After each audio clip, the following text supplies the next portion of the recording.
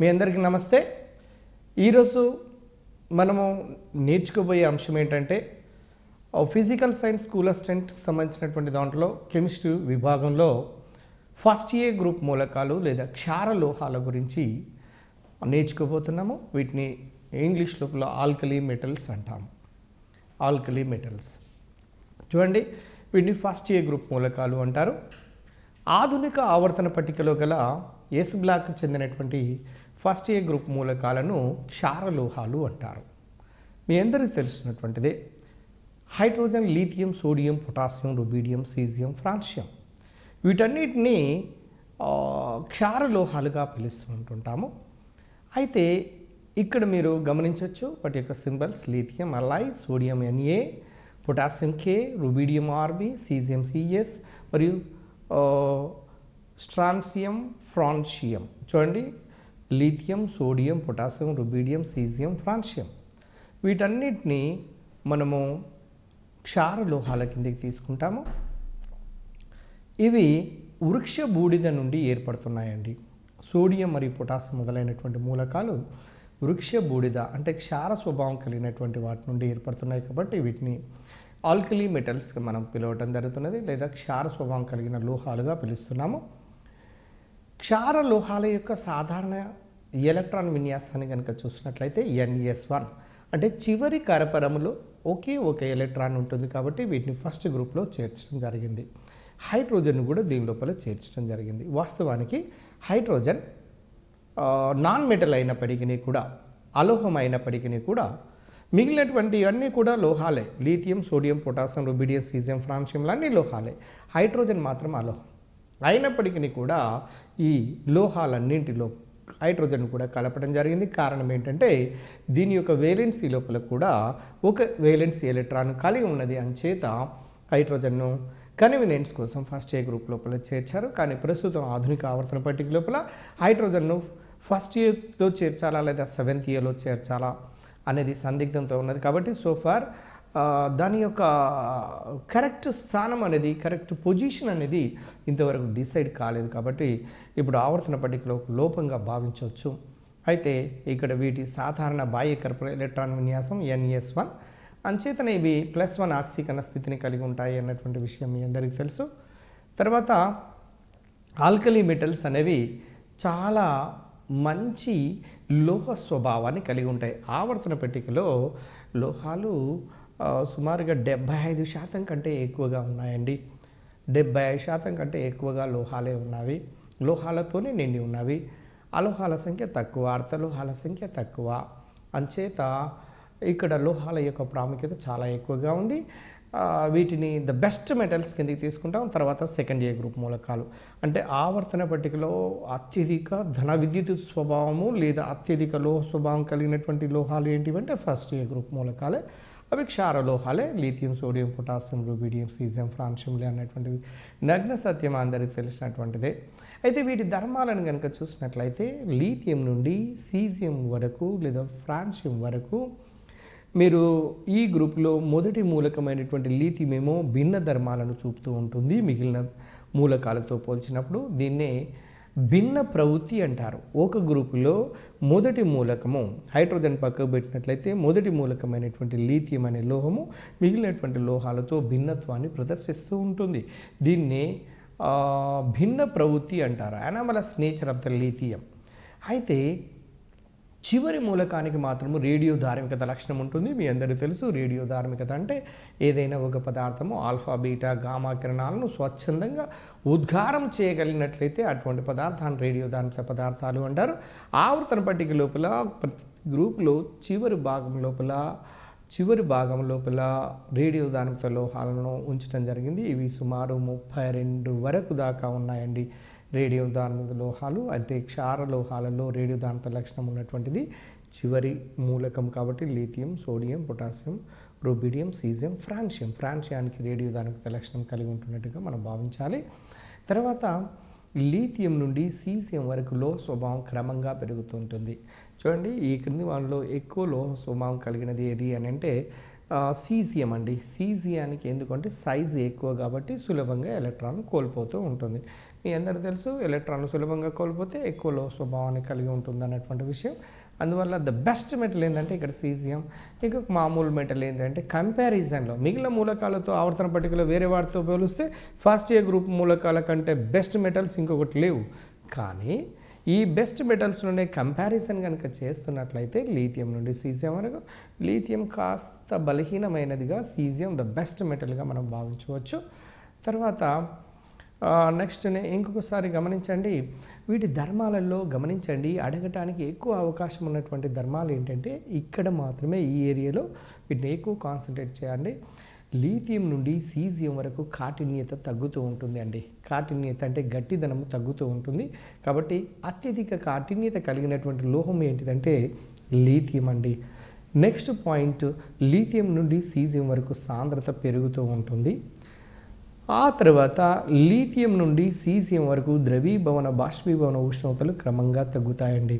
ఒక స్పెషాలిటీ ఏంటంటే ఆల్కలీ మెటల్స్లో, క్షార లోహాలలో పైనుంచి కిందికి వస్తున్న కొలది ఇన్ జనరల్గా చాలా వాటిలో, చాలా గ్రూపులలో ద్రవీభవన బాష్పీభవన ఉష్ణోగ్రతలు పెరుగుతాయి. కానీ ఈ క్షార లోహాలలో మాత్రం తగ్గుతూ వస్తున్నాయి. కారణం ఏంటంటే M' బంధ శక్తి అనేది తగ్గుతూ ఉంటుంది. కాబట్టి వాటి యొక్క ద్రవీభవన బాష్పీభవన ఉష్ణోగ్రతలు కూడా తగ్గుతున్నాయి అన్నటువంటి విషయాన్ని మనం గమనించవచ్చు. తర్వాత లీథియం నుండి సీజియం వరకు ఆయనీకరణ శక్తి విలువలు కూడా క్రమంగా తగ్గుతాయి. ఆయనీకరణ శక్తి అంటే తెలుసు, ఎలక్ట్రాన్ తీసివేయడానికి కావాల్సిన శక్తిని ఆయనీకరణ శక్తి అంటారు అంట. ఇప్పుడు ఉదాహరణకు ఒక పరమాణు నుంచి ఎలక్ట్రాన్ తీయాలంటే కొంత శక్తి కావాలి. ఎందుకంటే ఆ ఎలక్ట్రాన్ కేంద్రకంతో బాగా ఆకర్షింపబడి ఉంటుంది. కాబట్టి it requires some energy to remove that electron. అందువల్ల that energy is called as simply ionization potential. ఈ ఆయనీకరణ శక్తులు పైనుంచి కిందికి వస్తుంటే తగ్గుతూ ఉంటుంటాయి. ఎందుకంటే సైజ్ పెరుగుతూ ఉంటుంది. కాబట్టి అతి ముఖ్యమైనటువంటి పాయింట్ ఏంటంటే క్షార లోహాల యొక్క ఆక్సీకరణ స్థితి +1గా ఉంటుంది. క్షార లోహాలు ధన విద్యుదాత్మక స్వభావాన్ని కలిగి ఉంటాయి. లీథియం నుండి సీజియం వరకు క్రమంగా ధన విద్యుదాత్మకత పెరుగుతుంది అన్న, లోహ స్వభావం పెరుగుతుంది అన్నా కూడా ఒకటే. కాబట్టి ధన విద్యుదాత్మకత అనే పదానికి బదులుగా లోహ స్వభావాన్ని రాసినా కూడా రెండు కూడా సమాన అర్థాన్ని ఇస్తూ ఉంటుంటాయి. ఇక ఇంకొక అంశం ఏంటంటే క్షార లోహాల యొక్క రుణ విద్యుదాత్మక స్వభావం అతి తక్కువ అండి. వీటికి ధన విద్యుదాత్మకత ఆవర్తన పట్టికలో అత్యధికంగా ఉన్నది అంటే రుణ విద్యుదాత్మకత అతి తక్కువగా ఉంటుందని ఇండైరెక్ట్గా మనకు చెప్పినట్లే. అంచేత వీటికి ఈ స్వభావం లీథియం నుండి సీజియం వరకు క్రమంగా తగ్గుతూ వస్తుంది. రుణ విద్యుదాత్మకతలు కూడా పైనుంచి ఎందుకు తగ్గుతున్నాయంటే సైజులు పెరుగుతాయి. సైజులు పెరిగినప్పుడు ఆటోమేటిక్గా రుణ విద్యుదాత్మకత లేదా ఎలక్ట్రోనెగటివిటీ తగ్గుతూ ఉంటుంది. డియర్ ఫ్రెండ్స్ గమనించండి, క్షార లోహాలకు చర్యాశీలత చాలా ఎక్కువగా ఉంటుందండి.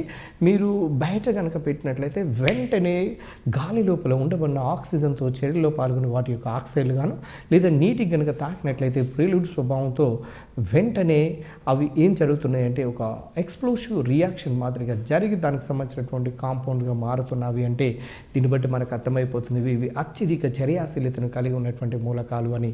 ఎందుకంటే సులభంగా ఒక ఎలక్ట్రాన్ కోల్పోయి ఇతర మూలకాలతో చర్యలలో పాల్గొనే లక్షణాన్ని కలిగి ఉంటుంటాయి. తర్వాత ఈ క్షార లోహాలు 7th గ్రూపు మూలకాలైనటువంటి హాలోజన్లతో అవలీలగా అతి సులభంగా చర్యలలో పాల్గొని అయానిక సమ్మేళనాలను ఏర్పాటు చేస్తాయి అన్నటువంటి విషయాన్ని తప్పకుండా గుర్తుంచుకోవాలి. తర్వాత క్షార లోహాలకు చర్యాశీలత ఎక్కువ. ఆ తర్వాత ఇవి ప్రకృతిలో సహజ సిద్ధంగా లభించవు. చూడండి, ఏదైనా చర్యాశీలత ఉన్నది అంటే అది నిలకడగా ఉండదు. నిలకడగా ఉండటం లేదు అంటే అది వేరే వాడితో చర్యలలో పాల్గొంటుంది. వేరే వాడితో చర్యలలో పాల్గొంటుంది అంటే సమ్మేళనాలుగా మారుతుంది. సమ్మేళనాలుగా మారుతుంది అంటే మినరల్స్ లేదా ఖనిజాలుగా మారుతున్నాయి. అంటే ఇవి స్వేచ్ఛాస్థితిలో కాకుండా సమ్మేళన స్థితిలో లేదా మినరల్స్గా ఇవి లభ్యమవుతున్నవి అన్నటువంటి విషయాన్ని, ఖనిజాల రూపంలో లభ్యమవుతున్నటువంటి విషయాన్ని మనం గమనించాలి. తర్వాత ఫ్రెండ్స్ మీరు గమనించండి, ఈ మూలకాలన్నీ ఇప్పుడే మనం చెప్పుకున్నాం, నీటితో చాలా వేగంగా చర్య జరిపి బలమైనటువంటి క్షారాలను ఏర్పాటు చేస్తూ హైడ్రోజన్ వాయువును బయటకు విడుదల చేస్తుంటుంటాయి. ఉదాహరణకు M+H2O gives rise to MOH plus half H2 plus energy. అంటే ఇది ఒక రకమైనటువంటి ఉష్ణమోచక చర్య. ఈ చర్యలో కొంత శక్తి బయటికి వెలువడుతుంది కాబట్టి ఉష్ణమోచక చర్య. వీటి ఎంథాల్పీలోని మార్పు నెగిటివ్గా ఉంటుంది అన్నటువంటి విషయం మనం గతంలో చదివిందే. అయితే ఇవి హైడ్రాక్సైడ్లను ఏర్పాటు చేస్తాయి. మీరు గమనించండి, ఈ గ్రూపు మూలకాలన్నీ కూడా నీటితో చర్యలో పాల్గొని హైడ్రాక్సైడ్లను ఏర్పాటు చేస్తే పైనుంచి కిందికి కనుక చూసినట్లయితే క్షార స్వభావం అనేది క్రమంగా ఏమైపోతుంది అంటే చూడండి పెరుగుతూ వస్తుంది. దీన్ని గుర్తుపెట్టుకోవడానికి ఒకటే బండ గుర్తుగా గుర్తుంచుకోండి ఫ్రెండ్స్. మీరు గుర్తుంచుకోవాల్సింది లీథియం నుండి సీజియం వరకు పోయినట్లయితే లోహ స్వభావం పెరుగుతున్నట్లయితే లోహం యొక్క సమ్మేళనాలలో వాటి ఆక్సైడ్లలో హైడ్రాక్సైడ్లలో తప్పకుండా క్షార స్వభావం పెరుగుతుంది.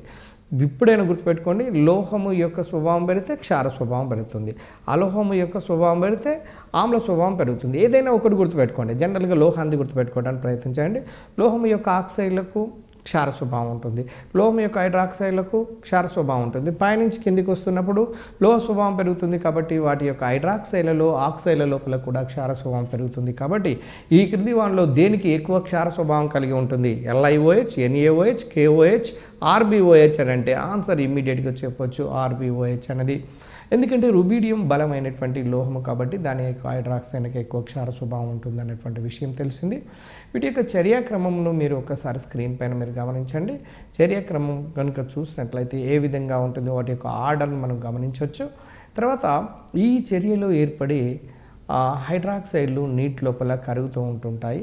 అంటే ఈ మామూలుగా హైడ్రాక్సైడ్గా ఏర్పడిన తర్వాత ఒక్కసారి గమనించండి, LiOH నుండి సీజియం వరకు క్షార స్వభావం అనేది ఉష్ణ స్థిరత్వం కూడా క్రమంగా పెరుగుతుంది అన్నటువంటి విషయాన్ని మనం ఇప్పుడే చూసాము. ఉష్ణ స్థిరత్వం వాటి యొక్క స్టెబిలిటీ పెరుగుతుంది, బేసిక్ నేచర్ కూడా పైనుంచి కిందికి పెరుగుతుంది అన్నటువంటి విషయాన్ని మీరు గమనించాల్సినటువంటి అవసరం ఉన్నది. తర్వాత గమనించండి ఫ్రెండ్స్, సోడియం Na, దీన్ని నేట్రియం అంటారు లాటిన్ భాషలో. అయితే కొన్ని మాత్రం లాటిన్ భాష లోపల ఉండబడినటువంటి మూలకాలను తీసుకోవడం జరిగింది. పొటాషియంకు సింబల్ యాక్చువల్గా P అని పెట్టాలి, ఆల్రెడీ పాస్పరస్ ఉన్నది కాబట్టి దీనికి కాలియం అనే లాటిన్ భాష నుంచి తీసుకొని K అనే సింబల్ను దానికి ఇవ్వడం జరిగింది. సోడియం యొక్క పరమాణు సంఖ్య 11, దాని పరమాణు భారం 23. దాని యొక్క ఎలక్ట్రాన్ విన్యాసం చూసినట్లయితే 1s2 2s2 2p6 3s1గా. ఇప్పుడు ఎంట్రన్స్లలో ఈ మధ్య కాలంలో ఎలా ఇస్తున్నాడంటే 1s2 2s2 2p6 3s1 అను ఎలక్ట్రాన్ విన్యాసం కలిగినటువంటి మూలకము A లోహము, B అలోహము, C అర్ధలోహము, D నన్. అంటే దాన్ని బట్టి మనం ఏం గుర్తుపెట్టుకోవాలి? 11 పరమాణు సంఖ్య కలిగిన మూలకమైంది సోడియం. సోడియం ఏ గ్రూప్ లోపల ఉంది? ఫస్ట్ ఏ గ్రూప్ మూలకంలో.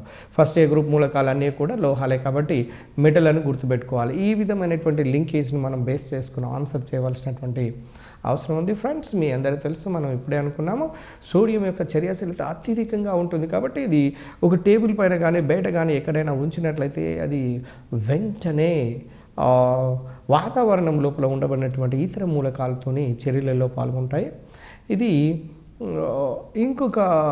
ఒక ఎగ్జాంపుల్ తీసుకొని చూద్దాం. సోడియం యొక్క ముఖ్య ఖనిజాలను కనుక చూసినట్లయితే రాక్ సాల్ట్, రాతి ఉప్పు అండి, దాని యొక్క ఫార్ములా NaCl. రెండవది చిలీ సాల్ట్ పీటర్, దీని యొక్క formula NaNO3 sodium nitrate. Borax Na2B4O7 10H2O. చూడండి, బోరాక్స్ యొక్క ఫార్ములా Na2B4O7 10H2O. బోరాక్స్ అనేది కూడా సోడియం యొక్క ఖనిజమే. అట్లనే sodium carbonate Na2CO3. Next soda feldspar Na2O Al2O3 6SiO2 దీని యొక్క ఫార్ములా. వీటన్నిటిని కనుక గమనించినట్లయితే ఇవన్నీ కూడా సోడియం కలిగి ఉన్నాయి కాబట్టి సోడియం యొక్క ముఖ్యమైనటువంటి ఖనిజాలుగా మనము గమనించాలి. ఇందులో ముఖ్యంగా చిలీ సాల్ట్ పీటర్ ఒకటి, రాక్ సాల్ట్, బోరాక్స్ను సాధారణంగా అడుగుతున్నటువంటి కాబట్టి గుర్తుంచుకోవడానికి ప్రయత్నం చేయండి ఫ్రెండ్స్. మీరు ఇంకొక మాటను గమనించండి, గలన స్థితి లోపల కాస్టిక్ సోడా అంటే NaOHను లేదా సోడియం క్లోరైడ్ను విద్యుత్ విశ్లేషణం చేయటం ద్వారా సోడియంను సంగ్రహిస్తారు. గలన స్థితి, ఇక్కడ పదాన్ని గమనించండి. గలన ఫ్యూజ్డ్ అంటే NaOHని కానీ సోడియం క్లోరైడ్ కానీ నేరుగా ఒక కంటైనర్లో తీసుకొని వేడి చేసినట్లయితే పర్టికులర్ టెంపరేచర్ వద్ద డైరెక్ట్గా లిక్విడ్గా మారినట్లయితే అటువంటి దాన్ని గలన స్థితి లోపల ఉండబడిన ద్రావణము అంటారు. నీరు కలిపినట్లయితే ఏర్పడేదాన్ని జల ద్రావణము అంటారు.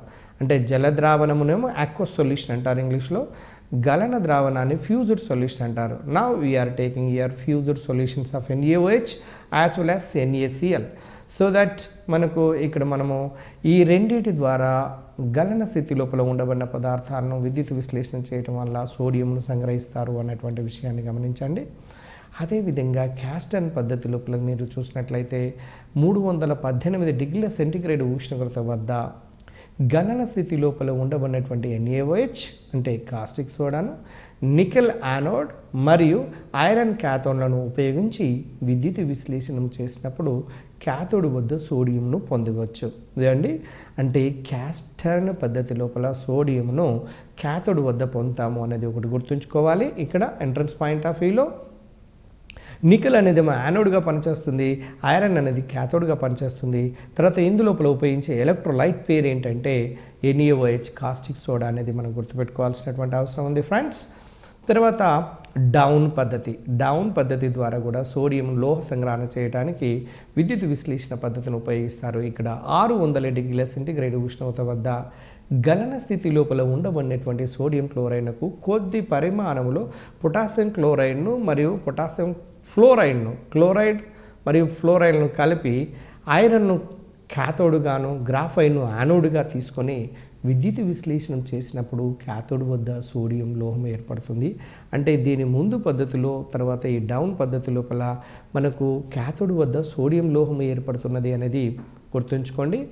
అయితే ఇక్కడ దీని లోపల డౌన్ పద్ధతి లోపల తీసుకునే ఎలక్ట్రోలైట్ ఏమో గలన NaCl, దాని ముందు పద్ధతిలో గలన NaOHని తీసుకుంటున్నాము. అయితే ఆ తర్వాత మనము ఇక్కడ క్యాథోడ్ ఏంటి, యానోడ్ ఏంటి, ఇక్కడ చూడండి. డౌన్ పద్ధతి లోపల క్యాథోడ్గా తీసుకుంటుంది ఐరన్, యానోడ్గా తీసుకుంటుందేమో గ్రాఫైట్. వీటిని గుర్తుంచుకోవాల్సినటువంటి అవసరం ఉన్నది. అదేవిధంగా సోడియంను తేలికైన మృదువైన సోడియంను కనుక తీసుకొని చూసినట్లయితే ఇది తేలికైనది, మృదువైనది, తెల్లని లోహము. దాన్ని చాకుతో కోయటానికి అవకాశం ఉంటుందండి. అప్పుడే కోసినటువంటి లోహము వెండి వలె తల మెరుస్తూ ఉంటుంది. మీరు ఆల్కలీ మెటల్స్ని కనుక తీసుకొని మీరు మైనపు ముద్ద ఉంటుంది చూడండి, మైనపు ముద్ద లేదా కుమ్మరి మట్టిని మీరు తీసుకొని కట్ చేసినట్టుగానే సింపుల్గా అదేవిధంగా సోడియం లోహాన్ని కూడా మైనపు ముద్దతో పోల్చవచ్చని కట్ చేయగానే చకచకమని దగ్గమని మెరుస్తున్నట్టుగా మనకు కనపడుతూ ఉంటుంది.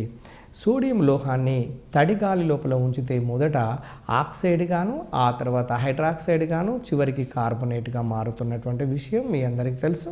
ఎందుకంటే సోడియం గాలి లోపల ఉండబడిన ఫస్ట్ మొదట ఆక్సిజన్తో చేరినది ఆక్సైడ్ గాను, తర్వాత నీటి ఆవిరితో చేరినది హైడ్రాక్సైడ్ గాను, ఆ తర్వాత వాతావరణంలో ఉండబడినటువంటి CO2తో చేరి లోపల పాల్గొని కార్బొనేట్గా మారుతూ ఉంటున్నటువంటి విషయం మీరందరూ చూస్తున్నటువంటివే. అదేవిధంగా ఫ్రెండ్స్ రెండో మూలకాన్ని కనుక సోడియం తర్వాత పొటాషియం కనుక వచ్చినట్లయితే చూడండి, మనకు పొటాషియం యొక్క పరిమాణము సరి అయినటువంటి క్వాంటిటీ లోపల ఉన్నట్లయితే బీపీ నియంత్రణ లోపల ఉంటుంది. సోడియం పరిమాణం కనుక ఎక్కువగా ఉన్నట్లయితే బీపీ నియంత్రణలో ఉండకుండా ఎక్కువ పరిమాణంలో పెరుగుతుంటుంది. కాబట్టి మనము పొటాషియం కంటెంట్ ఉన్నటువంటి పదార్థాలను ఎక్కువగా తీసుకోవాలని డాక్టర్లు సూచిస్తుంటుంటారు. పొటాషియం యొక్క ఇంపార్టెన్స్ మన బాడీ లోపల చాలా ఎక్కువగా ఉంటుంది. పొటాషియం అనేది ఒక లోహము. దీన్ని K అనే సింబల్తో చూపిస్తారు. దీన్ని లాటిన్ భాషలో కాలియం అంటారు. దీని పరమాణు సంఖ్య 19, దీని పరమాణు భారం 39. ఎలక్ట్రాన్ విన్యాసాన్ని చూసినట్లయితే మీ అందరికీ తెలుసు 1s2 2s2 2p6 3s2 3p6 4s1 గాను, అంటే వేలెన్సీ లోపల ఒకే ఎలక్ట్రాన్ ఉన్నది కాబట్టి దీన్ని కూడా పొటాషియం ఫస్ట్ A గ్రూప్ లోపల తీసుకోవటం జరిగింది. అదేవిధంగా మ్యాథిసిన్ పద్ధతి లోపల కనుక పొటాషియం క్లోరైడ్ మరియు కాల్షియం క్లోరైడ్లను గలన మిశ్రమమును కార్బన్ ఎలక్ట్రోడుల మధ్య విద్యుత్ విశ్లేషణ చేసినప్పుడు క్యాథోడ్ వద్ద పొటాషియం లోహం ఏర్పడుతుంది. అంటే మీకు విద్యుత్ విశ్లేషణ పద్ధతుల్లో మీకు అర్థమవుతున్నది క్యాథోడ్ వద్ద మాత్రమే లోహాలు ఏర్పడతాయని. మిగిలిన రెండు పద్ధతులలో చూశారు, ఇక్కడ ఈ పద్ధతి లోపల కూడా చూశారు మీరు. పొటాషియం అనేది కూడా క్యాథోడ్ వద్ద మాత్రమే లోహంగా ఏర్పడుతున్నాయి. జనరల్గా యానోడ్ వద్ద అలోహాలు ఏర్పడుతూ ఉంటుంటాయి. తర్వాత డేవీ పద్ధతి. డేవీ పద్ధతిలో గలన KOHను ఇక్కడ గమనించండి. డేవీ పద్ధతిలో ఉపయోగిస్తున్నటువంటి ఎలక్ట్రోలైట్ ఏంటంటే గలన KOHను విద్యుత్ విశ్లేషణ కావించినప్పుడు క్యాథోడ్ వద్ద పొటాషియం లోహము ఏర్పడుతుందన్నటువంటి విషయాన్ని మీరు గమనించాల్సినటువంటి అవసరం ఉన్నది. ఫ్రెండ్స్ ఒకసారి గమనించండి. సోడియం చల్లటి నీటితో కూడా చర్య జరిపి సోడియం హైడ్రాక్సైడ్ను మరియు దాంతోపాటుగా హైడ్రోజన్ వాయువును వెలువరుస్తుంది అన్నటువంటి విషయాన్ని గమనించవచ్చు. మీరు ఒకసారి స్క్రీన్ పైన మీరు గమనించండి. 2Na + 2H2O gives rise to 2NaOH + H2. అంటే ఆ చర్య లోపల సోడియం వాటర్తో రియాక్టింగ్లో పాల్గొని సోడియం హైడ్రాక్సైడ్ అనే ఒక బలమైన క్షారాన్ని దాంతోపాటుగా హైడ్రోజన్ గ్యాస్ను కూడా విడుదల చేస్తుంది అన్నటువంటి విషయము మనకు అర్థమైంది. తర్వాత ఫ్రెండ్స్ మీరు గమనిస్తూనే ఉన్నారు. సోడియమును తేమలేని హైడ్రోజన్లో 360 డిగ్రీల సెంటీగ్రేడ్ వద్ద వేడి చేయగా సోడియం హైడ్రైడ్ని ఇస్తుంది. చూడండి, the reaction between the sodium and hydride. ఇక్కడ ఒక్కటి గమనించండి. సోడియం మన ఆల్కలీ లోహాలు అనేది హైడ్రోజన్తో చేరినంతే సోడియం హైడ్రైడ్గా మారుతాయండి. మెటాలిక్ హైడ్రైడ్స్గా మారుతాయి. ఇక్కడ స్పెషల్ క్యారెక్టర్ ఏంటంటే ఇన్ జనరల్గా హైడ్రోజన్ ఎప్పుడైనా +1 ఆక్సీకరణ సంఖ్యని కలిగి ఉంటుందండి. కానీ హైడ్రోజన్ మాత్రం ఫస్ట్ ఏ గ్రూప్ మూలకాలతో లేదా సెకండ్ ఏ గ్రూప్ మూలకాలతో చర్యలలో పాల్గొని వాటి హైడ్రైడ్లుగా మారినప్పుడు మాత్రం అవి -1 ఆక్సీకరణ స్థితిని కలిగి ఉంటాయి. ఇప్పుడు NaHలో తీసుకోండి. సోడియం ఎల్లప్పుడూ పాజిటివ్ +1 కాబట్టి ఆటోమేటిక్గా హైడ్రోజన్ -1 చూపిస్తుంది అన్నటువంటి విషయాన్ని మనం గమనించాలి. రేపు అడగొచ్చు ఎక్కడైనా ఎంట్రన్స్లలో TRT అంటే కఠినమైన కొంచెం స్టాండర్డ్ పెంచాలి అనుకున్నప్పుడు హైడ్రోజన్ ఈ క్రింది సమ్మేళనాలతో -1 ఆక్సీకరణ స్థితిని చూపిస్తుంది. ఫస్ట్ ఏ గ్రూప్ మూలకాలతో, సెకండ్ ఏ గ్రూప్ మూలకాలతో లేదా థర్డ్ ఏ గ్రూప్ మూలకాలతో, డి ఫస్ట్ ఏ మరియు సెకండ్ ఏ గ్రూప్ మూలకాలతో, అంటే డి ఆన్సర్ కరెక్ట్ అవుతుంది. First A and second A group మూలకాలతో హైడ్రోజన్ చర్యలలో పాల్గొన్నప్పుడు మాత్రం హైడ్రోజన్ -1 ఆక్సీకరణ సంఖ్యను చూపిస్తుంది అన్నటువంటి విషయాన్ని మీరు గమనించవచ్చు. ఇవన్నీ తేలికైనటువంటి పాయింట్సే. తర్వాత చూడండి, క్లోరిన్, ఫాస్ఫరస్, సల్ఫర్ వంటి అలోహాలతో సోడియం చర్యలలో పాల్గొని సోడియం యొక్క క్లోరైడ్ గాను, సోడియం యొక్క ఫాస్ఫైడ్ గాను, సోడియం యొక్క సల్ఫైడ్గా మారుతుంది. ఆ రియాక్షన్స్ ఒక్కసారి స్క్రీన్ పైన మీరు చూడండి. 2Na + Cl2 gives rise to 2NaCl అంటే సోడియం క్లోరైడ్ గాను, 3Na + ఫాస్ఫరస్ Na3P అంటే సోడియం ఫాస్ఫైడ్ గాను, ఇక్కడ సోడియం సల్ఫైడ్గా Na2S అంటే సింపుల్గా అతి చురుకైనటువంటి సోడియం అనే లోహము అంటే అలోహాలైనటువంటి ఫాస్ఫరస్, సల్ఫర్, క్లోరిన్లతో చేరినుంది. వాటికి సంబంధించినటువంటి సమ్మేళనాలను ఏర్పాటు చేస్తున్నట్టుగా మనకు అర్థమవుతున్నది.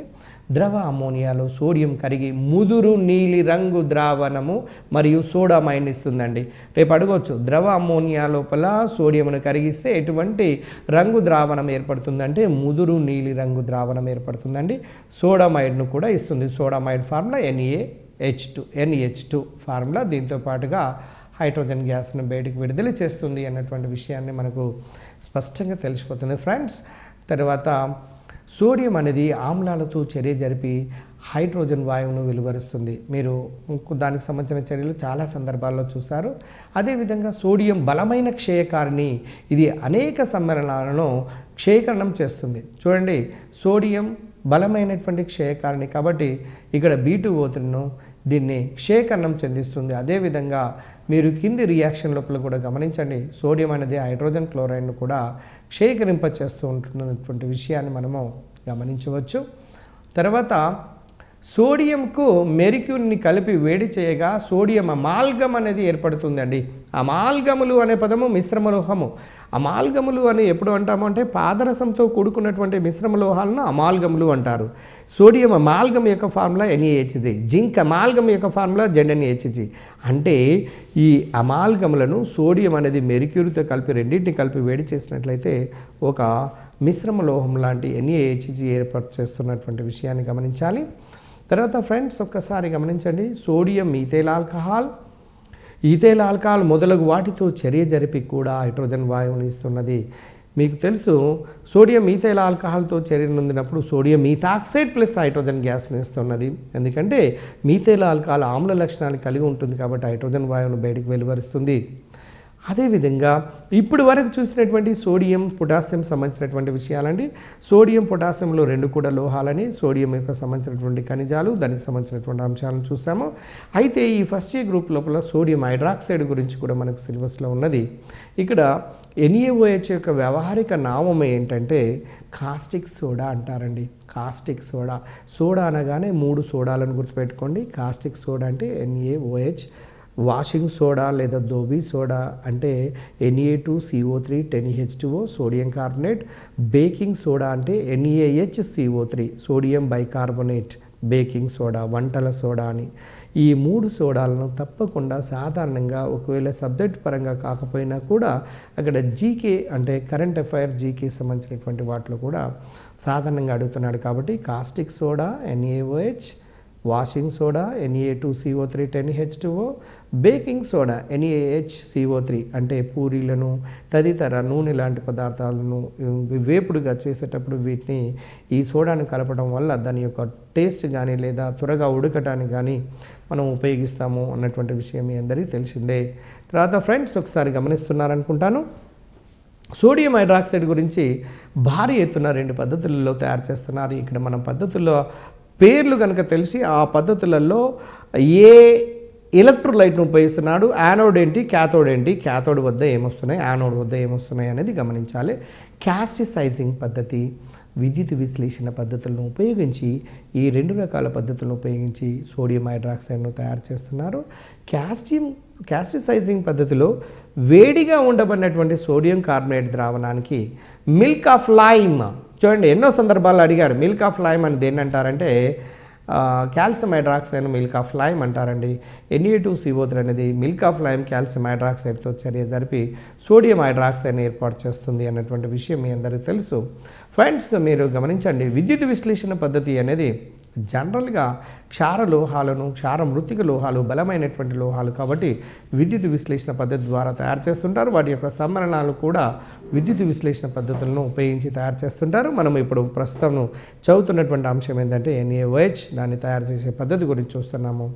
సోడియం క్లోరైడ్ జల ద్రావణమును విద్యుత్ విశ్లేషణ జరిపితే సోడియం హైడ్రాక్సైడ్తో పాటు హైడ్రోజన్ మరియు క్లోరిన్ వాయువులు కూడా లభిస్తాయి. చాలా సందర్భాల్లో ఇవి 10th క్లాస్ లోపల కూడా ఉన్నది అండి.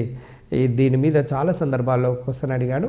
సోడియం క్లోరైడ్ జల ద్రావణం, ఎలక్ట్రోలైట్ ఏంటంటే సోడియం క్లోరైడ్, దీన్ని విద్యుత్ విశ్లేషణ జరిపిస్తే సోడియం అనేది వస్తుంది, దాంతోపాటుగా సోడియం హైడ్రాక్సైడ్ వస్తుంది, తర్వాత హైడ్రోజన్ మరియు క్లోరిన్ వాయువులు అనేవి ఉప ఉత్పన్నాలుగా ఈ పద్ధతి లోపల వస్తున్నాయి. మనం మెయిన్ ఉద్దేశం NaOH తయారు చేయడానికి ఉపయోగపడినప్పటికీ కూడా ఉప ఉత్పన్నాలు అయినటువంటి క్లోరిన్, హైడ్రోజన్ గ్యాస్లు కూడా మనకు ఇండైరెక్ట్గా మనం ఈ పద్ధతి ద్వారా తయారు చేస్తున్నాము అన్నటువంటి విషయాన్ని మర్చిపోవద్దు. తర్వాత ఫ్రెండ్స్ ఒకసారి గమనించండి, సోడియం హైడ్రాక్సైడ్ ఒక తెల్లటి స్ఫటిక ఘన పదార్థము. ఇది ఉదాగ్రాహ్య పదార్థము, గాలి నుండి నీటి ఆవిరిని గ్రహిస్తుంది, కార్బన్ డైఆక్సైడ్ను కూడా గ్రహిస్తుంది. అంటే ఈ NaOH క్రిస్టల్స్ మీరు ఒక్కసారి బయట పెట్టండి, తడిగా కనపడుతుంది, వాతావరణం లోపల ఉండబడిన నీటి ఆవిరిని గ్రహిస్తుంది. అందుకోసమే దీన్ని ఏమంటారంటే ఉదగ్రాహ్య పదార్థము అంటారు, నీటి ఆవిరిని గ్రహిస్తున్నటువంటిది. అదేవిధంగా కార్బన్ డైఆక్సైడ్ను కూడా గ్రహించే లక్షణాన్ని కలిగి ఉంటుంది NaOH. ఒక్కసారి NaOHను గురించి మనము చూసినట్లయితే NaOH అనేది సోడియం యొక్క సమ్మరణము, NaOH అనేది కాస్టిక్ సోడా అంటారు, NaOH అనేది ఒక బలమైనటువంటి క్షారము, NaOH ఒక ఉదగ్రాహ్యం అనేటువంటి పదార్థము, NaOH గాలి లోపల ఉండబడినటువంటి నీటి ఆవిరిని గ్రహిస్తూ ఉంటుంది, NaOH అనేది కార్బన్ డైఆక్సైడ్ని గ్రహిస్తూ ఉంటుంది, NaOH అనేది OH మైనస్ ఇస్తుంది. కాబట్టి నీటి లోపల ఇది అరీనియ సిద్ధాంతం ప్రకారం కూడా క్షారము అన్నటువంటి విషయం మీ అందరికీ తెలిసినటువంటిది. ఆమ్లాలు క్షారాలలో మనం చూసాము. ఫ్రెండ్స్ ఒక్కసారి గమనించండి, ఒకవేళ సోడియం హైడ్రాక్సైడ్ను కనుక 1300 డిగ్రీల సెంటిగ్రేడ్కు వేడి చేసినట్లయితే, అంటే అత్యధిక ఉష్ణోగ్రతలకు వేడి చేసినట్లయితే అప్పుడు సోడియం హైడ్రాక్సైడ్ అనేది పూర్తిగా విఘటనము చెందబడి దానికి సంబంధించినటువంటి సంఘటిత మూలకాలుగా మారుతూ ఉంటుంది. అంటే the components elements which are present in the sodium hydroxide or sodium, hydrogen and oxygen.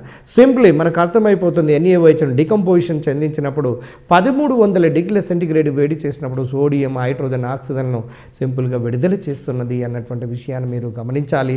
ఇక్కడ ఒక టెంపరేచర్ను మనం గుర్తుపెట్టుకోవాల్సినటువంటి అవసరం అన్నది. అదేవిధంగా ఫ్రెండ్స్, సోడియం హైడ్రాక్సైడ్ ఒక బలమైన క్షారము.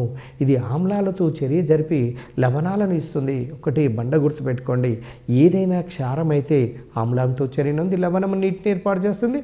ఏదైనా ఒకటి ఆమ్లం అయితే అది డెఫినెట్గా క్షారంతో చర్యనుంది, లవణం నీటిని ఏర్పాటు చేయడాన్ని తటస్థీకరణ చర్య అంటారు అన్నటువంటి విషయం మీ అందరికీ తెలిసిందే.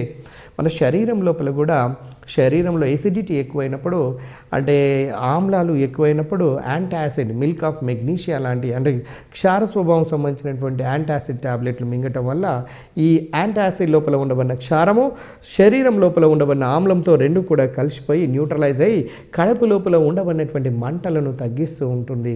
కాబట్టి ఆయా సందర్భాలను బట్టి దానికి సంబంధించినటువంటి మనము కాంపోనెంట్స్ మనం ఆ టాబ్లెట్ రూపంలో తీసుకుంటాము అన్నటువంటి వాస్తవం మీకు తెలిసినటువంటిదే. తర్వాత ఫ్రెండ్స్, మీరు ఒకసారి గమనించండి, అమోనియా లవణాలతో NaOH చర్య జరిపి అమోనియం వాయువును విడుదల చేస్తుంది. చూడండి, అమోనియం క్లోరైడ్ అనేది ఒక స్మెల్లింగ్ సాల్ట్ అండి. దీన్ని స్మెల్లింగ్ సాల్ట్ అంటారు. NaOHను కాస్టిక్ సోడా అంటారు. ఎందుకంటే కాస్టిక్ సోడా అని దేన్ని అందరూ ఎన్నో సందర్భాల్లో రేపు టీఆర్టీలో అడగడానికి అవకాశం కూడా ఉంటుంది. స్మెల్లింగ్ సాల్ట్ అని దేన్ని అంటారు? అమోనియం క్లోరైడ్ను. చూడండి, అమోనియం క్లోరైడ్ ఇక్కడ ఒక స్పెషల్ వర్డ్ ఉందండి. అమోనియం క్లోరైడ్ యొక్క నేచర్ ఏంటంటే ఇక్కడ గుర్తుంచుకోండి, సబ్లిమేషన్ నేచర్ ఉంటుందండి. సబ్లిమేషన్ నేచర్ ఉత్పతనము చెంది నేచర్ను కలిగి ఉన్నటువంటిది, నాట్ స్మెల్లింగ్. అమోనియం క్లోరైడ్కు సబ్లిమేషన్ నేచర్ ఉంటుంది అన్నది స్పెషల్ గుర్తుపెట్టుకోండి. సబ్లిమేషన్ అంటే ఉత్పతనము చెందడం. ఏదైనా ఘన పదార్థాన్ని వేడి చేస్తే నేరుగా వాయువుగా మారుతూ ఉంటాయి. అటువంటి వాటిని ఉత్పతనము చెందే పదార్థాలు అంటారు. వాటికి ఉదాహరణ క్యాంఫర్ ఒకటి, అంటే హారతి కర్పూరము, అమోనియం క్లోరైడ్ 2, అయోడిన్ 3, 4 నాఫ్థలిన్ అండి. ప్రతి ఎంట్రన్స్లలో అడుగుతున్నటువంటి గుర్తుపెట్టుకోవడానికి ప్రయత్నం చేయండి. అది జీకి సంబంధించినటువంటి వాటిలలో కూడా అడగవచ్చు. అదేవిధంగా ఫ్రెండ్స్, మీరు గమనించండి, అల్యూమినియం, జింక్, టిన్ మొదలగు లోహాలతోని NaOH ద్రావణంతో వేడి చేస్తే 8 అనే సోడియం సల్ఫేట్, పొటాషియం సల్ఫేట్, 8 అనే లవణాలను ఏర్పాటు చేస్తుంటుంటాయి. చూడండి, 8 అనేది ఎగ్జాంపుల్. ఇక్కడ అల్యూమినియం కనుక NaOHతో నీటితో చర్యలలో పాల్గొనేటైతే అప్పుడు సోడియం అల్యూమినేట్ 8. చూడండి, 8 అనే పదంతో అంతమవుతున్నది. ఇలాంటి పొటాషియం అల్యూమినేట్, సోడియం అల్యూమినేట్ అనే లవణాలను ఏర్పాటు చేస్తున్నటువంటి విషయాన్ని గమనించాలి. తర్వాత క్లోరిన్, బ్రోమిన్, అయోడిన్లతో కనుక చల్లని విలీన NaOHతో చర్య జరిపినట్లయితే హాలైడ్లు, హైపోహాలైడ్లను ఇస్తుంది. గుర్తుంచుకుంటారు కదా. ఇక్కడ గుర్తుపెట్టుకోండి, సోడియం హైడ్రాక్సైడ్ క్లోరిన్తో చర్యలలో పాల్గొని సోడియం క్లోరిన్తో చర్యనుంది సోడియం క్లోరైడ్ గాను, అదేవిధంగా సోడియం హైపోక్లోరైడ్ NaOCl+H2Oను ఏర్పాటు చేస్తున్నది. అంటే హైపోహాలైడ్లను ఏర్పాటు చేస్తుందండి. ఇది గతంలో ఇంజనీరింగ్ మెడికల్ లోపల కూడా అడిగినటువంటి ప్రశ్న, కానీ అంత స్థాయికి అడిగినటువంటి సందర్భాలు లేవు, కానీ గుర్తుంచుకుంటే బెటర్. తర్వాత ఒకవేళ క్లోరిన్, బ్రోమిన్, అయోడిన్లను గాఢ NaOHతో కనుక చర్యలలో పాల్గొనింపచేస్తే హాలైడ్లను, హాలైట్లను ఏర్పాటు చేస్తుందండి. చాలా సందర్భాల్లో ఈ రెండు ప్రశ్నలను చాలా రకాలుగా గతంలో అనేక కాంపిటేటివ్ ఎగ్జామినేషన్లో అడగడం జరిగింది. కాబట్టి హాలైట్లు అనే లవణాలను ఎప్పుడిస్తుంది అంటే గాఢ క్షారాలతో చర్యలలో పాల్గొన్నప్పుడు. ఒకవేళ విలీన క్షారంతో చర్యలో పాల్గొన్నప్పుడు హైపోహాలైడ్లను ఇస్తున్నవి అన్నటువంటి విషయాన్ని మనం గమనించవచ్చు. తర్వాత ఫాస్ఫరస్, సల్ఫర్ వంటి లోహాలు NaOHతో చర్య జరిపి పాస్పిన్ను, తర్వాత అదేవిధంగాను హైపోను ఇస్తూ ఉంటుంటాయండి. హైపోన్ లాంటి పదార్థములను కూడా ఏర్పాటు చేస్తున్నాయి అన్నటువంటి కింది రియాక్షన్స్ ద్వారా మీరు స్పష్టంగా మీరు గమనించవచ్చు. చూడండి, హైపో యొక్క ఫార్ములా Na2S2O3. దీన్ని సోడియం థయో సల్ఫేట్ అంటారు. హైపో యొక్క రసాయనిక నామం గతంలో అడిగినటువంటిది. కాబట్టి Na2S2O3 క్రింది భాగంలో ఉన్న చూడండి ఈక్వేషన్లో అక్కడ మనకు ఏర్పడుతున్నటువంటి పదార్థము అంటే సల్ఫర్ను NaOHతో చర్యలో పాల్గొన్నప్పుడు ఇక్కడ హైపోతో పాటుగా మిగిలినటువంటి పదార్థాలను, ఉత్పన్నాలను ఏర్పాటు చేస్తుంది. అదేవిధంగా చూడండి, సోడియం హైడ్రాక్సైడ్ను సబ్బుల తయారీలో, తర్వాత బాక్సైడ్ను శుద్ధి చేయడానికి కూడా ఉపయోగిస్తారు. ప్రయోగశాలలో కారకంగా ఉపయోగిస్తారు. మరియు సోడా లైమ్ అంటే CaO+NaOH తయారీలో ఉపయోగిస్తారు. అంటే మీకు అర్థమైనది. గమనించండి ఫ్రెండ్స్, సోడియం హైడ్రాక్సైడ్ నెంబర్ 1 సబ్బుల తయారీ. బాక్సైట్ను మీకు తెలుసు Al2O3 2H2O దాన్ని శుద్ధి చేయడంలో ఉపయోగిస్తారు. ప్రయోగశాలలో కారకంగా కూడా ఎన్నో రియోజెంట్ బాటిళ్లలో ఉపయోగిస్తారు. సోడా లైమ్ తయారు చేయడం అంటే NaOH + CaO తయారు చేయడంలో దీన్ని ఉపయోగిస్తారు అన్నటువంటి విషయం మనకు అర్థమవుతుంది. తర్వాత ఫ్రెండ్స్, మీరు దీని లోపల మిగిలినటువంటి కాంపౌండ్ ఏంటంటే sodium carbonate, washing soda, Na2CO3 10H2O. Na2CO3 10H2O కనుక ఉన్నట్లయితే దాన్ని ఏమంటారంటే ఆర్ద్ర లవణము అంటారు. ఏమంటాం చెప్పండి? ఆర్ద్ర లవణం. గతం లోపల మన 2015 ఎంట్రన్స్ లోపల TRT ఎగ్జామినేషన్ లోపల అడిగినటువంటి ప్రశ్న. అంటే లవణంతో పాటు కనుక నీటి అణువులను కలిగి ఉన్నట్లయితే అటువంటి ఆర్ద్ర సమ్మేళనాలు అంటారు అన్నటువంటిది గతంలో 2015వ సంవత్సరం లోపల అడిగినటువంటి ప్రశ్న. నీరు కనుక ఆ Na2CO3ను కనుక వేడి చేసినట్లయితే దానితో పాటు స్ఫటిక జలంతో పాటు అంటే స్ఫటికంతో పాటు ఉండబడిన జలము నీరు అనేది బయటికి వెళ్ళిపోతుంది. కాబట్టి దాన్ని అనార్ద్ర లవణము అంటారు, నీరు వెళ్ళిపోయిన తర్వాత. కాబట్టి ఫ్రెండ్స్, మనం ఇప్పుడు సోడియం కార్బోనేట్ గురించి మనం చదవబోతున్నాము. ఆ సోడియం యొక్క కార్బోనేట్ యొక్క ఫార్ములా ఏంటిదంటే Na2CO3. దీన్ని చాకలి సోడా అని కూడా అంటారు, దీన్ని వాషింగ్ సోడా అని కూడా అంటారు. దీన్ని రసాయనికంగా సోడియం కార్బోనేట్ అని పేరుతో పిలుస్తారండి. గుర్తుపెట్టుకోండి, సోడియం కార్బోనేట్, చాకలి సోడా లేదా వాషింగ్ సోడా అంటారు. ఇక్కడ Na2CO3ను నీటి అణువులు లేకపోయినట్లయితే అనార్ద్ర సోడియం కార్బోనేట్ అని కూడా పిలుస్తూ ఉంటారు. నీరు ఉన్నప్పుడు మాత్రం ఆర్ద్ర సోడియం కార్బోనేట్తో మనము పిలుస్తూ ఉంటాము. తర్వాత సోడియం కార్బోనేట్ యొక్క లక్షణాలను కనుక చూసినట్లయితే ఇది తెల్లటి స్ఫటిక ఘన పదార్థము. Na2CO3 నీటిలో జల విశ్లేషణ చెంది క్షార స్వభావాన్ని ఇస్తుంది. అంటే సోడియం కార్బోనేట్ నీటి లోపల కరిగిస్తే క్షార స్వభావం వస్తుంది. సోడియం కార్బోనేట్ ఆమ్లాలతో చర్య నుండి లవణాలను CO2 వాయువును ఏర్పాటు చేస్తుంది అన్నటువంటిది మీరు పై ఈక్వేషన్ ద్వారా మీకు స్పష్టంగా అర్థమవుతుంది. తర్వాత కాల్షియం మెగ్నీషియం వంటి లోహ లవణాలలో జల ద్రావణాలతో సోడియం కార్బోనేట్ చర్య జరిపి కాల్షియం మెగ్నీషియం యొక్క కార్బోనేట్లను ఏర్పాటు చేస్తుంది. ఉదాహరణకు కాల్షియం క్లోరైడ్ అనేది సోడియం కార్బోనేట్తో చర్యనంతే సోడియం క్లోరైడ్ కాల్షియం కార్బోనేట్గా మారుస్తుంది అనేటువంటి విషయం మనకు అర్థమవుతుంది. ఇక తర్వాత సోడియం కార్బోనేట్ గాజు, సబ్బు పొడి, బోరాక్స్ పదార్థముల తయారీకి, కఠిన జలాన్ని మృదు జలంగా మార్చడానికి మరియు అంటే సోడియం కార్బోనేట్ యొక్క ఉపయోగాలను కనుక చూసినట్లయితే నెంబర్ 1 చూడండి, గాజు, సబ్బు పొడి, బోరాక్స్ పదార్థాల తయారీకి మరియు కఠిన జలాన్ని మృదు జలంగా మార్చడానికి, బట్టలు, కాగితం పరిశ్రమలలో మరియు పెట్రోలియంను శుద్ధి చేయడానికి ఉపయోగపడుతుంది అన్నటువంటి విషయాన్ని గమనించండి. తర్వాత సోడియం బైకార్బోనేట్, దీనినే వంటల సోడా అంటారు అని. దీని యొక్క రసాయనిక ఫార్ములా NaHCO3. దీన్ని బేకింగ్ సోడా లేదా వంటల సోడా అంటారు అన్నటువంటి విషయం మీకు తెలిసిందే. తర్వాత ఫ్రెండ్స్, సంతృప్త సోడియం కార్బోనేట్ ద్రావణం లోపలికి CO2 వాయువును పంపించినట్లయితే ప్రయోగశాలలో మనము సోడియం కార్బోనేట్ను పొందవచ్చును అన్నటువంటి విషయాన్ని మీరు గమనించవచ్చు. తర్వాత సాల్వే పద్ధతిలో సోడియం కార్బోనేట్ తయారు చేసేటప్పుడు NaHCO3 మధ్యస్థ సమ్మేళనంగా ఏర్పడుతుంది. చూడండి, ఇక్కడ సోడియం కార్బోనేట్ తయారు చేసేటప్పుడు సాల్వే పద్ధతిలో మధ్యస్థ పదార్థంగా ఏర్పడుతుందండి NaHCO3. అదేవిధంగా సోడియం బైకార్బోనేట్ను ఇక్కడ ఒక తెల్లటి స్ఫటిక పదార్థంగా మీరు గమనించాలి. తర్వాత 250 డిగ్రీల సెంటీగ్రేడ్ వద్ద ఈ సోడియం బైకార్బోనేట్ను కనుక వేడి చేసి నీటి ఆవిరిను CO2ను కోల్పోయి చివరికి Na2CO3గా మారుస్తుంది. అంటే సోడియం బైకార్బోనేట్ పదార్థాన్ని తీసుకొని 250 డిగ్రీల సెంటీగ్రేడ్కి వేడి చేస్తే కార్బోనేట్లు డికంపోజిషన్ చెంది CO2 మరియు కార్బోనేట్లుగా వాటర్గా మారుతున్నటువంటి విషయం మనకు అర్థమవుతుంది. తర్వాత ఫ్రెండ్స్, మీరు ఒక్కసారి గమనించండి, సోడియం బైకార్బోనేట్ను కనుక నీటిలో జల విశ్లేషణ చెందిస్తే సోడియం కార్బోనేట్ను జల విశ్లేషణ చెందించిన క్షారధర్మమే వస్తుంది. సోడియం బైకార్బోనేట్ను జల విశ్లేషణ చెందించినా కూడా క్షారధర్మమే వస్తుంది. ఎందుకంటే దాంట్లో NaOH + H2CO3 అంటే సోడా యాసిడ్, H2CO3ను సోడా యాసిడ్ అంటారు. ఇది entrance point of view important. NaOH కూడా ఏర్పడుతుంది. ఈ రెండిట్లో బలమైనటువంటిది NaOH కాబట్టి దానికి క్షార స్వభావం వస్తుంది అన్నటువంటి విషయాన్ని గమనిస్తున్నాము.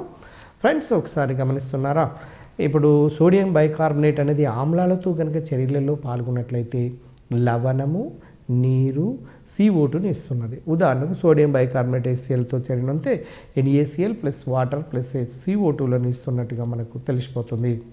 తర్వాత సోడియం కార్బోనేట్ను సోడియం క్లోరైడ్ నుండి ఈ క్రింది 3 పద్ధతుల ద్వారా తయారు చేస్తారండి. సోడియం కార్బోనేట్ను ముఖ్యంగా ఏంటంటే 3 పద్ధతులు, సోడియం కార్బోనేట్ను సోడియం క్లోరైడ్ నుండి 3 పద్ధతులలో తయారు చేస్తారు. ఒకటి లేబ్లాంక్ పద్ధతి, రెండవది సాల్వే పద్ధతి, మూడవది విద్యుత్ విశ్లేషణ పద్ధతి. జస్ట్ పద్ధతుల పేర్లు మనకు తెలిసి ఉండి అందులో ఏ పదార్థాన్ని ఉపయోగిస్తారో మనకు తెలిస్తే సరిపోతుంది. ఇక్కడ నెంబర్ 1 బేకింగ్ పౌడర్ల తయారీకి వంటలు చేసేటప్పుడు త్వరగా ఉడకడానికి చూడండి. వీటి యొక్క యూజెస్లో బేకింగ్ పౌడర్ల తయారీకి వంటలు చేసేటప్పుడు త్వరగా ఉడకడానికి, ఉదరములో ఆమ్లత్వాన్ని తగ్గించడానికి గతంలోనే చూసాము, ప్రయోగశాల లోపల కారకంగా కూడా ఉపయోగిస్తారు అన్నటువంటి విషయం మీ అందరికీ తెలిసిందే.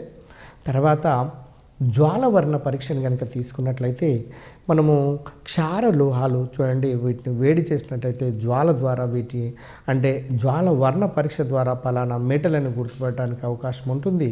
లీథియం జ్వాల వర్ణ పరీక్ష లోపల దీనికి వచ్చే రంగు క్రిమ్సన్ ఏర్పైతే, సోడియంకి అయితే పసుపచ్చ వచ్చేస్తుంది, పొటాషియంకి అయితే లేత పింక్ లేదా లైలాక్ కలర్ను వస్తున్నది, రుబీడియంకి అయితే లైలాక్ కలర్ను, సీజియం కూడా లైలాక్ రంగులను ఇస్తున్నటువంటి విషయము జ్వాలవర్ణ పరీక్ష ద్వారా మనకు అర్థమవుతున్నవి.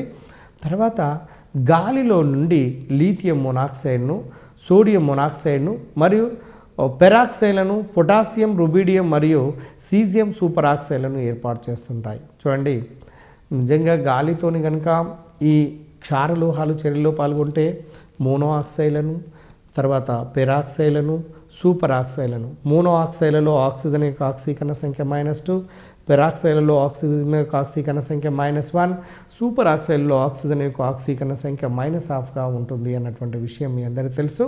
పై ఈక్వేషన్లను మీరు గమనిస్తే లీథియం ఆక్సిజన్తో చేరినది మోనాక్సైడ్ Li2Oను, అదేవిధంగా సోడియం కనుక ఆక్సిజన్తో చేరినది సోడియం మోనాక్సైడ్ను. ఒకవేళ ఆక్సిజన్తో ఇంకొక చూడండి 2 మోల్ల సోడియం ఆక్సిజన్తో చేరినప్పుడు sodium peroxide Na2O2, hydrogen peroxide అంటే H2O2, ఆల్కైల్ పెరాక్సైడ్ అంటే R2O2. ఈ విధంగా పెరాక్సైడ్ను ఏర్పాటు చేస్తుంది. ఈ కాంపౌండ్స్లో ఆక్సిజన్ యొక్క ఆక్సీకరణ స్థితి -1గా ఉంటుంది. ఇక పొటాషియం విషయాన్ని కనుక వచ్చినట్లయితే ఆక్సిజన్తో చేరినది పొటాషియం సూపర్ ఆక్సైడ్ను KO2ను ఏర్పాటు చేస్తుంది. ఇందులో ఆక్సిజన్ యొక్క ఆక్సీకరణ సంఖ్య -1 అన్నటువంటి విషయాన్ని గమనించండి. ఎందుకంటే ముఖ్యమైనటువంటి పాయింట్లలో అది ఒకటి కూడా. కాబట్టి చూడండి, ఈ గ్రూపు మూలకాలు క్షారలోహాలు అనేవి మోనాక్సైడ్లను, పెరాక్సైడ్లను, సూపర్ ఆక్సైడ్లను ఏర్పాటు చేస్తుంటాయి. పైనుంచి కిందికి పోతున్నట్లయితే ఇక్కడ పెరాక్సైడ్లను, సూపర్ ఆక్సైడ్లను ఏర్పాటు చేసే నేచర్ పెరుగుతున్నట్టుగా మనకు అర్థమవుతుంది. సూపర్ ఆక్సైడ్లు చతుష్కోణీయ లాటిస్ కలిగి ఉండి ఇవి పారాయస్కంత స్వభావం కలిగి ఉంటాయి, రంగును కూడా కలిగి ఉంటాయి అనేటువంటి విషయం మనకు అర్థమవుతున్నది. ఫ్రెండ్స్, ఒక్కసారి గమనించండి, ఆక్సైడ్ల యొక్క స్థిరత్వం మోనాక్సైడ్లకు, పెరాక్సైడ్లకు, సూపర్ ఆక్సైడ్లకు కనుక కంపేర్ చేసినట్లయితే మోనాక్సైడ్లకు ఎక్కువగా స్థిరత్వం ఉంటుంది, సూపర్ ఆక్సైడ్లకు తక్కువగా స్థిరత్వం ఉంటున్నట్టుగా మనకు అర్థమవుతున్నది. తర్వాత గమనించండి ఫ్రెండ్స్, ఇక్కడ లీథియం యొక్క ఆక్సైడ్ Li2O, ఇక్కడ చూడండి ఫార్ములాలో Li2O, Na2O అంటే సోడియం ఆక్సైడ్లు, తెల్లని ఘన పదార్థాలు. తర్వాత K2O చల్లని తెలుపు రంగు లోపల ఉండబడేది. K2O చూడండి లేత పసుపు రంగులో ఉంటుంది. రుబిడియం ఆక్సైడ్ లేత పసుపు రంగు లోపల ఉంటుంది. అదేవిధంగా రుబిడియం ఆక్సైడ్ మనం చూసినట్లయితే మనము బంగారు పసుపు రంగు వర్ణం లోపల, సీజియం యొక్క ఆక్సైడ్ నారింజ రంగు.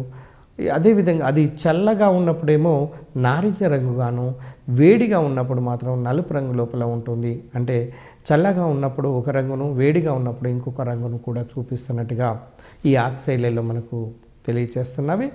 తర్వాత మోనో ఆక్సైడ్ల ద్రావణాలు బలమైనటువంటి క్షారాలు. చూడండి, అదేవిధంగా పెరాక్సైడ్లు, సూపర్ ఆక్సైడ్లు బలమైన ఆక్సీకరణలుగా పనిచేస్తాయి. వీటి యొక్క పెరాక్సైడ్లు మరియు సూపర్ ఆక్సైడ్లు అనేవి బలమైన ఆక్సీకరణలుగా ఆక్సీకరణం చెందిస్తాయి ఇతర పదార్థాలను.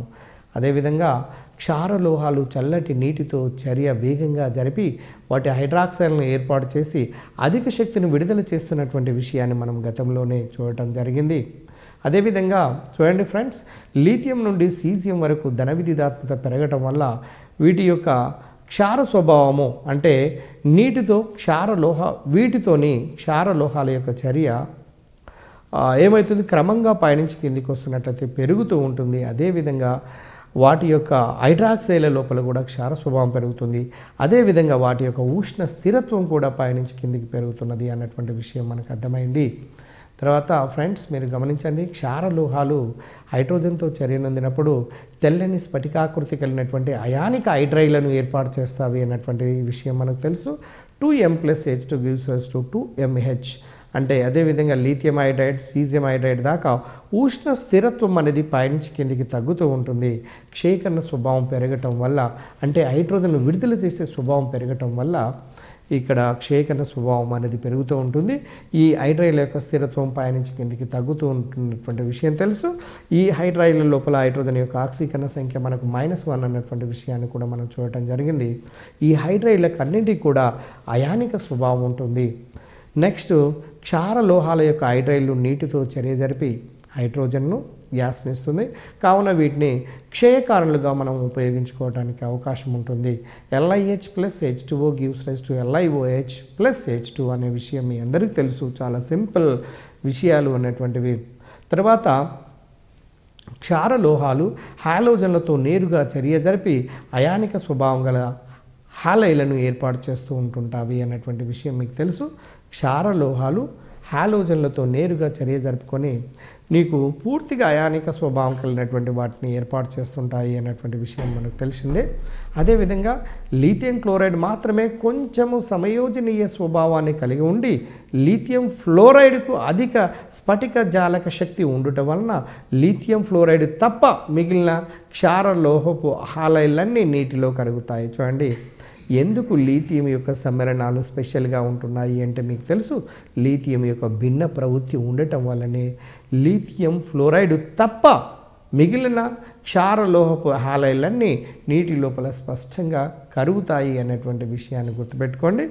లిథియం భిన్న ప్రవృత్తిని చూపడానికి గల కారణం పరమాణు సైజు చిన్నగా ఉండటం, దానిలో డి ఆర్బిటాలు అందుబాటులో లేకపోవటం, అధిక రుణ విద్యుదాత్మకత ఉండటం,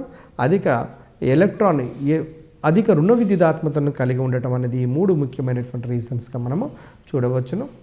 తర్వాత చూడండి, ఫాజన్ నియమం ప్రకారము కాటయాన్ పరిమాణం తగ్గిన కొలది మరియు ఆనయాన్ పరిమాణం పెరిగిన కొలది హాలైల యొక్క సమయోజనీయ స్వభావం పెరుగుతుంది అనే విషయము ఫాజన్ రూల్ ప్రకారం మనకు తెలిసినటువంటిదే.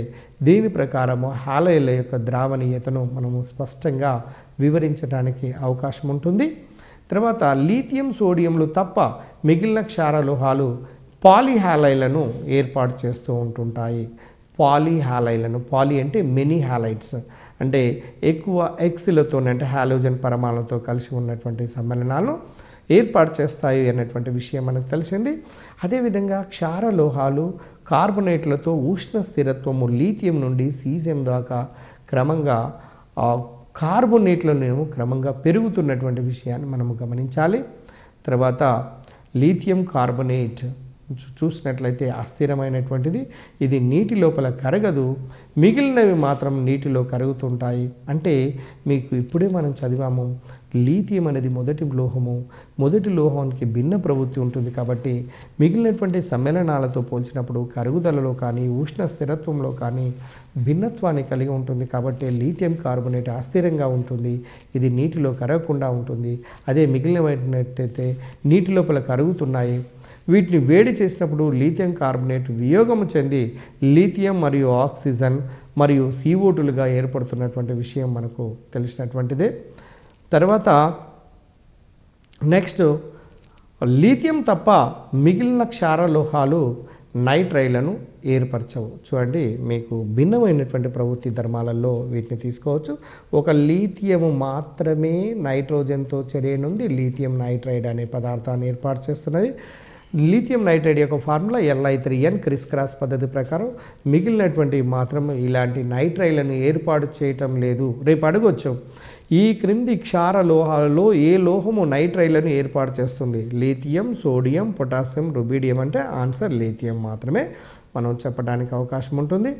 అదేవిధంగా క్షారలోహాలు అమ్మోనియా లోపల కరిగి నీలిరంగు కలిగినటువంటి ద్రావణాలను ఏర్పాటు చేస్తున్నటువంటి విషయం మనం చూసాము. లోహము ఆయనీకరణం చెంది ఆయానులుగాను మరియు ఎలక్ట్రాన్లను ఇస్తుంది. క్షార లోహము ధ్రువ అమోనియాతో కరిగించినప్పుడు లోహపు ఆయానను అమ్మోనియాతో సంశ్లిష్టపు ఆయానను ఏర్పరుస్తున్నటువంటి విషయాన్ని గమనించండి. అంటే ఇవి వాటి లోపల కరిగి ఉన్నప్పుడు ఉండబడే రంగు మీద చాలా సందర్భాల లోపల ప్రశ్న అడగటం జరిగినది. కాబట్టి దాని యొక్క రంగు నీలిరంగు, దానికి పారాయస్కాంత ధర్మం కూడా ఒంటరి ఎలక్ట్రాన్లను కలిగి ఉంటుంది. కాబట్టి పారాయస్కాంత ధర్మాన్ని కలిగి ఉంటున్నట్టుగా మీరు గమనించాల్సినటువంటి అవసరం ఉన్నది.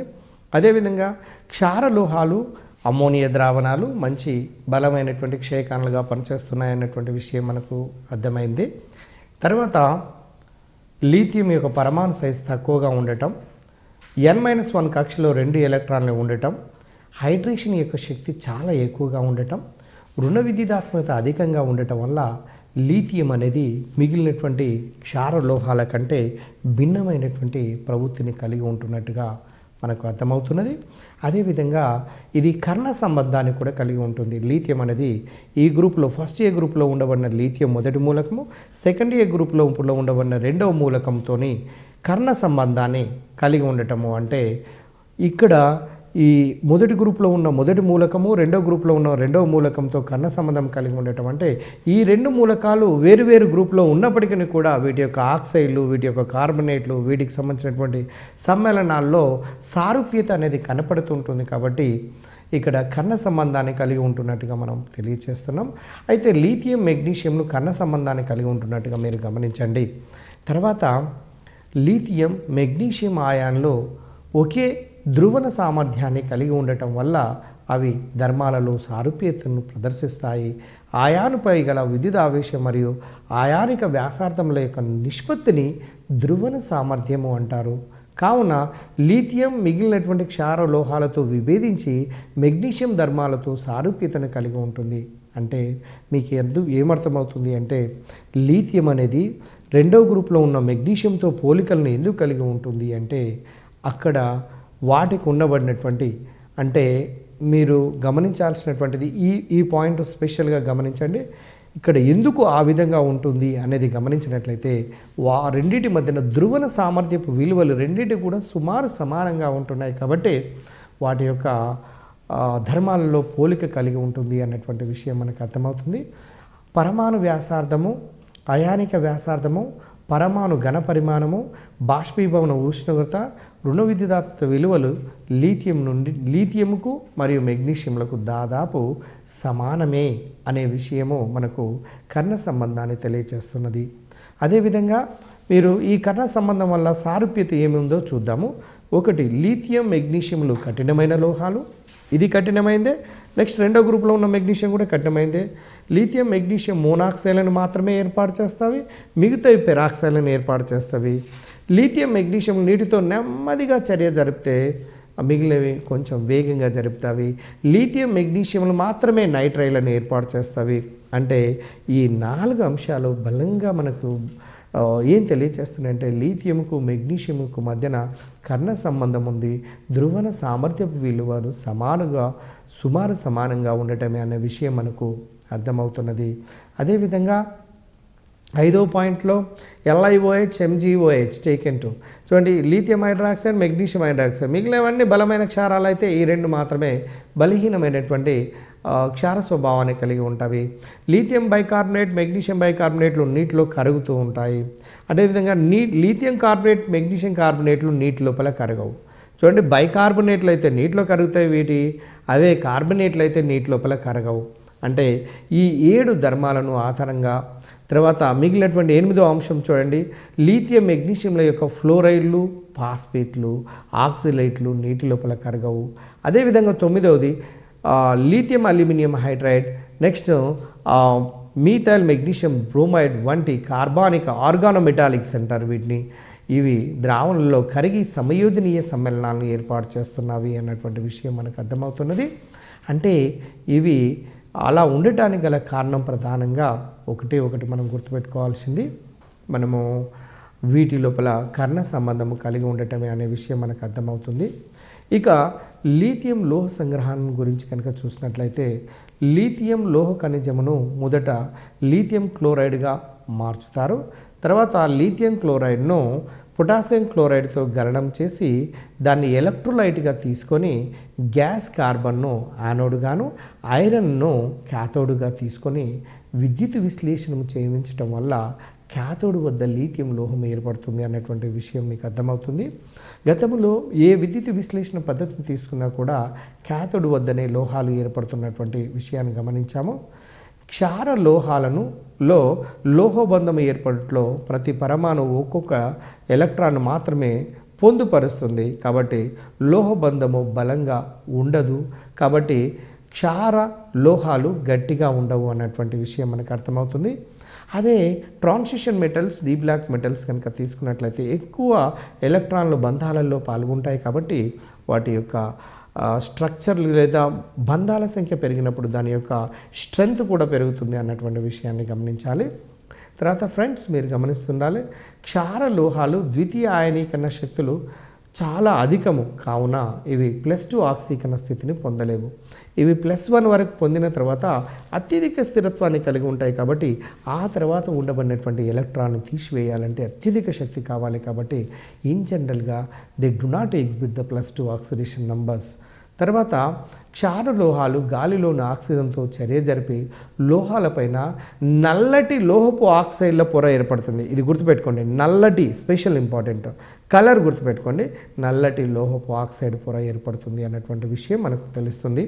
అదేవిధంగా సీజియం, పొటాషియం లోహాలు ఆయనీకరణ శక్తులు చాలా తక్కువగా ఉంటాయండి. వీటి యొక్క ఆయనీకరణ శక్తులు కాంతి పడినప్పుడు శక్తిని గ్రహించి అవి వేలెన్సీ ఎలక్ట్రాన్లను విడుదల చేస్తాయి. కావున కాంతి విద్యుత్ ఘటాలలో వీటిని ఉపయోగిస్తూ ఉంటుంటారు అన్నటువంటి విషయాన్ని గుర్తుపెట్టుకోవాలి.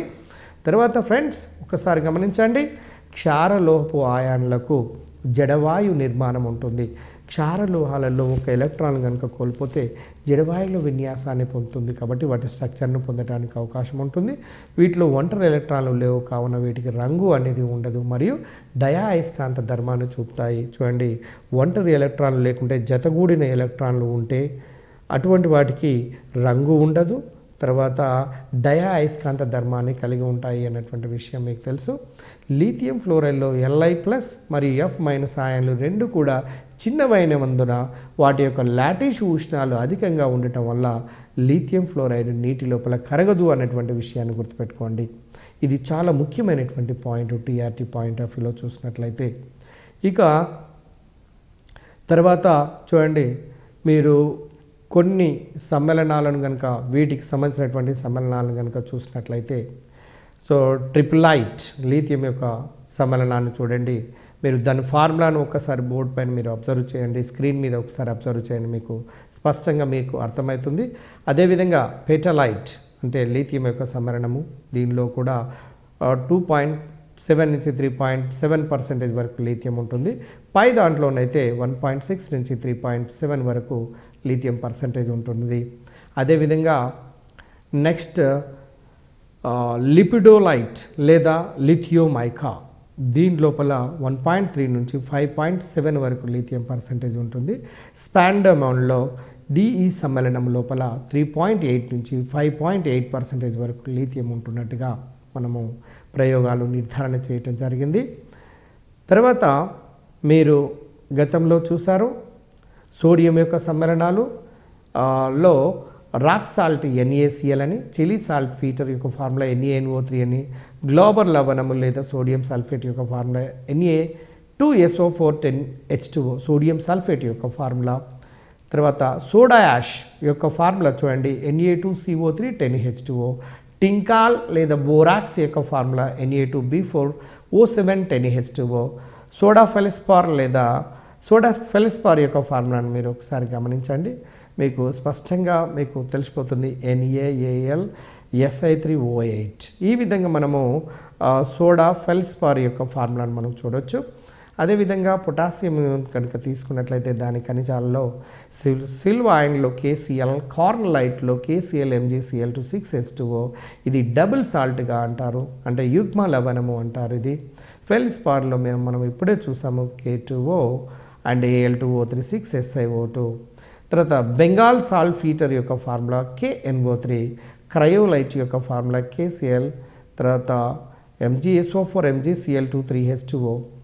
నెక్స్ట్ ఈ విధంగా చూడండి లాంగ్బినైట్ యొక్క ఫార్ములాను మీరు గమనించండి.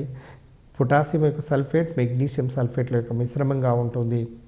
ఇదే విధంగా మిగిలినటువంటి సమ్మేళనాలు రుబీడియం యొక్క సమ్మేళనాలను కనుక చూసినట్లయితే లిప్లోలైట్, నెక్స్ట్ ట్రిప్లైట్, లిథియోఫిలైట్ అనేవి రుబీడియం యొక్క ఖనిజాలను మనము గమనించవచ్చు.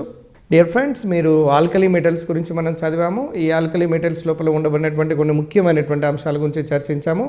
అంటే క్షారలోహాల్లో లీథియం నుంచి సీజియం వరకు ఈ ధర్మాలు ఏ విధంగా ఉంటాయి అనేది చూసాము. అదేవిధంగా వీటికి సంబంధించినటువంటి సమ్మేళనాల గురించి NaOH గురించి, Na2CO3 గురించి, సోడియం బైకార్బోనేట్ గురించి, వాటికి సంబంధించినటువంటి చర్యలు, వాటికి సంబంధించిన తయారీల గురించి, వాటికి సంబంధించిన కొన్ని ముఖ్యమైనటువంటి ఖనిజాల గురించి, అదేవిధంగా వాటికి సంబంధించినటువంటి జ్వాల పరీక్షల గురించి తదితర అంశాల గురించి మనం చర్చించడం జరిగింది. కాబట్టి వీటన్నిటిని గుర్తుంచుకొని 1-2 సార్లు మనం గమనించుకొని వాటిని ఇంపార్టెంట్ పాయింట్స్ మనం నోట్ చేసుకొని డెఫినెట్గా రేపు రాయబోయే ఎంట్రన్స్ ఎగ్జామినేషన్ లోపల TRT లోపల సక్సెస్ కావాలని కోరుకుంటున్నాను. Thank you very much.